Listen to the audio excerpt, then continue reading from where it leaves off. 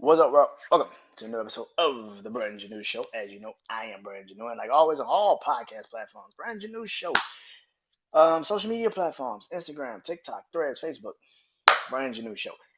And of course, YouTube channel, BrandonJaneauShow. You go, subscribe, comment, like the videos, everything, man. Shout out to all the new subscribers. Hope you guys enjoy this episode. Shout out to all the new subscribers on my social media page. Thank you as well. Hope you guys enjoy this because tonight it is life in times with music. Yeah, let's get into it, man. So tonight, like I said, excuse me, life in times with music, but you know how I do this. It ain't just any life in times with music. This is a top 10 list, and we will be getting to it tonight because tonight I will be doing my top 10 songs on one of the greatest rappers, one of the greatest lyricists, one of the greatest rap artists of all time. He is the one, the only Queensbridge very own Nas. Yes, sir. If you know anything how I do my top 10 list, you know how I do my top 10 list, man. I go from 10 to 1 in that goddamn order. You know what I'm saying? So if you like this list, man, comment. If you love this list, comment when it comes out, either podcast, social media platforms, whatever, YouTube channel, of course. If you like this list, or if you got some nice songs that you think I did not put on this list and you think should have been on this list, hey man, I'm up for a debate too. It is what it is. So let's get into it. So, like I said, tonight is my top 10 nice songs. I cannot wait to do this, man. This is gonna be so much fun. So let's get into it, man. Starting off at number 10 is one of my favorite songs that just recently came out by Nas the last couple of years, and that is Brunch on Sundays. I love this song. This song is so cool. Like I mean, Blacks. What is his name? Blacks. He kills the hook, man. Hit Boy beat making is incredible on this song, and Brunch on Sundays is the shit.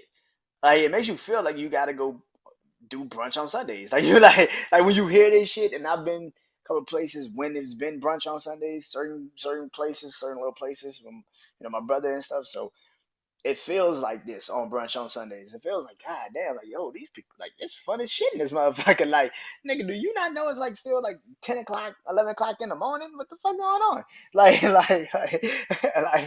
it's so much fun, man. But it's one of them, man. It really fucking is, man.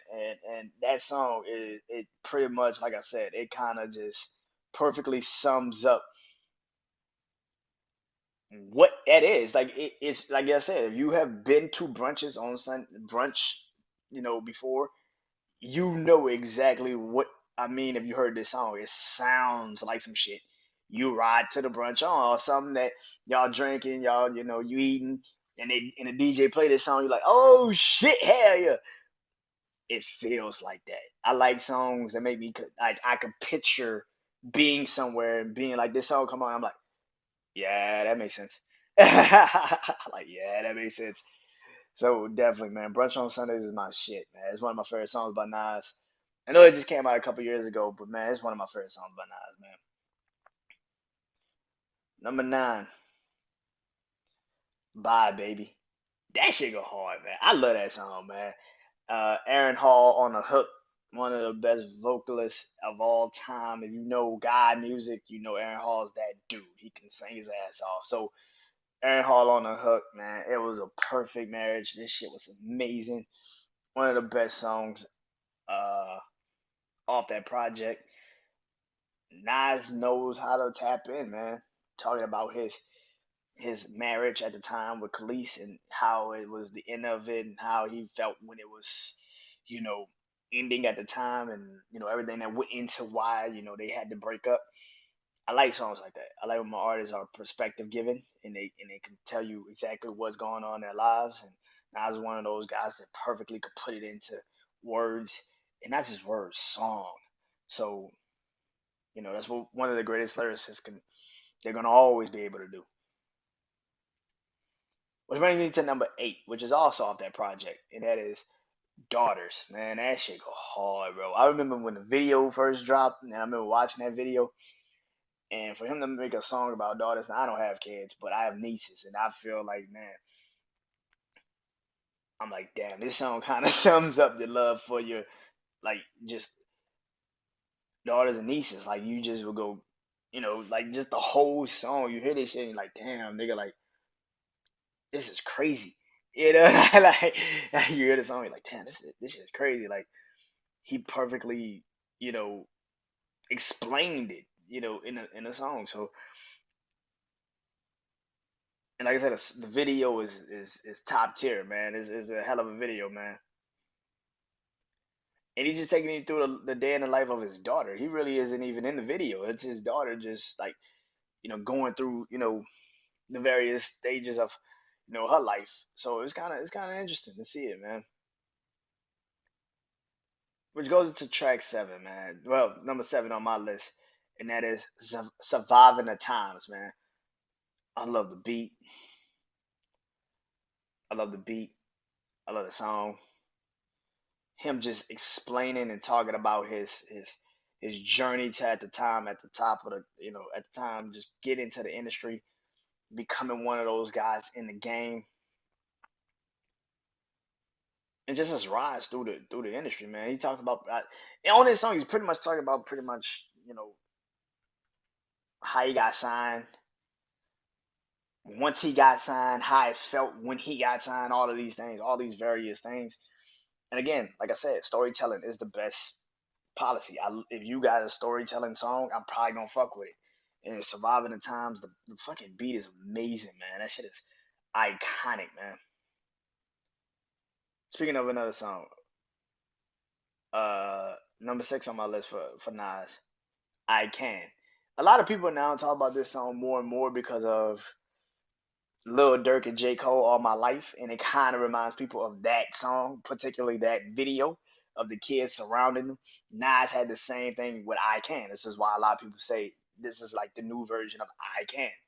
You actually go watch that video on YouTube, the Beethoven beat, Beethoven, beat, and I Can is one of them songs, man. like it is, man. It's one of the best songs that ever dropped, man. I remember when I was a kid and that song came out, I was like, yo, this shit hot, man. This shit fire, bro. And I still feel that way. It's still one of the best songs he's ever dropped, man. It just missed the top five. Just missed the top five. But kicking off at number five is You Can Hate Me Now. Yo, this shit, but I won't stop now. Him and Diddy, they got another song that came out just recently that Kanye produced on that album for him. And it's called Not for the Radio. Man, I'm like, nigga, did these niggas just remix that whole fucking song? Like, I'm like, did these niggas just go back in a time machine and made like a whole new? Because the shit sounds the same, like the energy and everything. I'm like, god damn. But Hate Me Now is probably one of his signature songs. Like, it is probably one of the songs that you probably, if you ain't a real big Nas fan, I bet money you know this song. Bet money you know this song. Bet money. Hate Me Now is one of them songs, bro. Like it is just legendary. Now I remember when the first time this video came out, and I remember Diddy uh having a cross on his back. Y'all remember this? Diddy had a cross on his back trying to play Jesus in the beginning of this music video. Now at the time, you see this video and you're like, why is this dude got like, you know what I'm saying? He's trudging through the desert and everything, and then to find out that he had a huge problem with you know, that video. But you did the fucking scene. That's the crazy part. Like you did it, and then you want to go up to his manager and get mad at his manager and try to beat up his manager because you went along with the video. Like that's the dumbest shit on the planet. But also to hear, I think they paid Diddy like $1 million, something like that, crazy, like 10 mil, something like that, just to do the video with him and everything. Like, and maybe I might be just going crazy on that number, but I remember it was like $1 million, something like I think he did when he was doing the behind the music, and he was talking about how he had to get Diddy to do the video, and I think they had to pay him like a crazy amount of money, like a million something, like just to do this. Like I'm like, god damn, like wait a minute, nigga, really? Like come on, bro. Which goes into number four on my list. It's not one, but it's four, and that's Ether. Listen, man, y'all know me. I am a very huge fan of Takeover. Takeover is one of my favorite Jay-Z songs of all time. I think Takeover is better than Ether, but Ether's still one of the greatest rap records of all fucking time. I'm not stupid. I know the fucking deal. Like now, Ether is fire, nigga. Like Ether is one of the greatest rap records of all time. Like I say all the time, when I do this list, I go back and I listen to these songs. I gotta go back and listen to these songs. I just did the Nas artist breakdown. Ether is the shit. Ether is one of the greatest rap records of all fucking time. I don't think anybody can sit up here and tell you that it's not. One of the greatest diss records of all fucking time. I just like Takeover more. That's just me. But Ether is one of the greatest rap records of all motherfucking time. Track 3, Just a Moment, featuring Quan. Now this feels more like a Quan song than it did a Nas song, even though it's on Nas's album. Quan had both verses and he had the hook. But I just love this song, man. I probably would have still had it on here.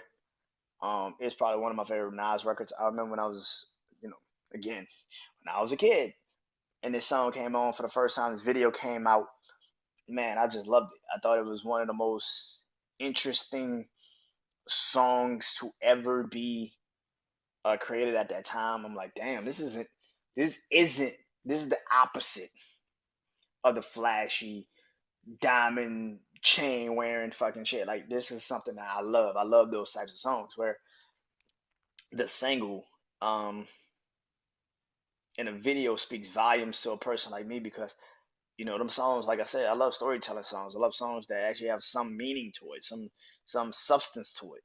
And Just a Moment is such a beautiful song, man. When you hear their verses, both verses, when Nas literally says, "Mommy, I'm still here, wishing I was there with you." Like you hear that and you're like, damn, man, you feel that. You know what I'm saying? Like you feel his him losing his mom and and just doing that song. So it was like, yeah, man, I love this song. I love records like that. Just will always, I always will. So yeah, number 2, The World Is Yours. The world is mine, is mine, is mine. Whose world is this? The World Is Yours is shit, man. Off of the first ever Nas album, Illmatic itself, man.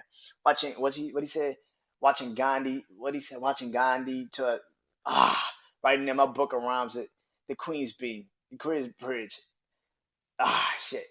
Yeah, The World Is Yours is such a fire fucking record. A lot of people remember this song. If yes, you're just a Nas fan, if you know Illmatic, but you also remember this song being on NBA 2K. I can't remember which one, but this song used to be on NBA 2K a lot when we were young. I want to say 2011. I think NBA 2000, NBA 2K 2011, when they used to actually have real music on the fucking video games back in the day. But this was one of them songs, man. This is one of them songs. I think this was when Jay Z curated. Y'all remember this now? Like when Jay Z curated the music playlist for this, and he had "The World Is Yours" on it. It was like, okay, this is what's up. Like "The World Is Yours" is one of those records that you remember as a Nas fan. It's one of the greatest Nas records of all time. It introduced us to Nas. If you heard Illmatic, like it introduced us to Nas. It's one of my favorite Nas records of all time. I truly believe, this is what, you know, launched, a lot of people into. Like I said, Illmatic is one of the greatest rap albums ever. Is one of the greatest debut rap albums ever. And The World Is Yours is one of the best examples of that album. It's just not number one. Number one, y'all know it's gonna be number one. Come on now. If I Ruled the World, imagine that. Featuring Lauryn Hill, man. Lauryn Hill and Nas did a song off this last King's Disease 3, or King's Disease 2, I should say.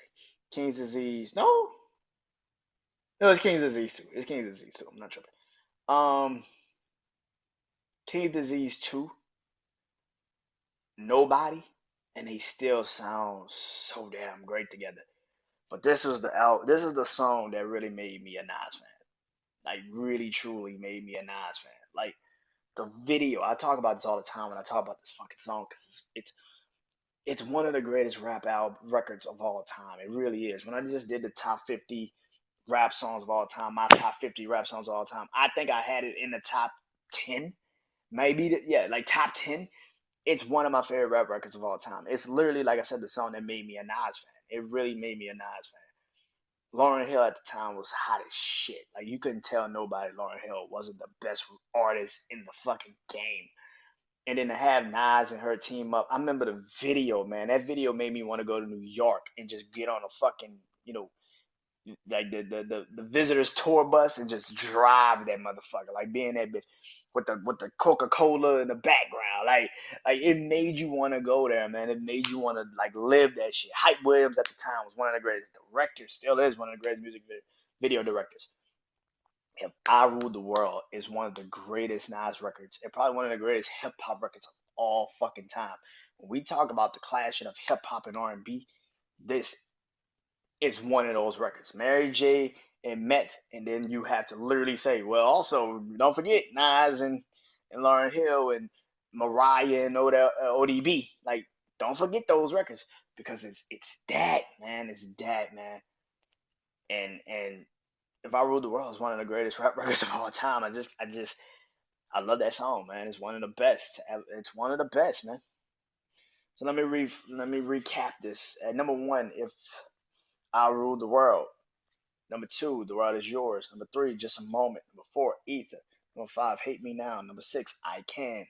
Number seven, Surviving the Times. Number eight, Daughters. Number nine, uh, Baby Bye.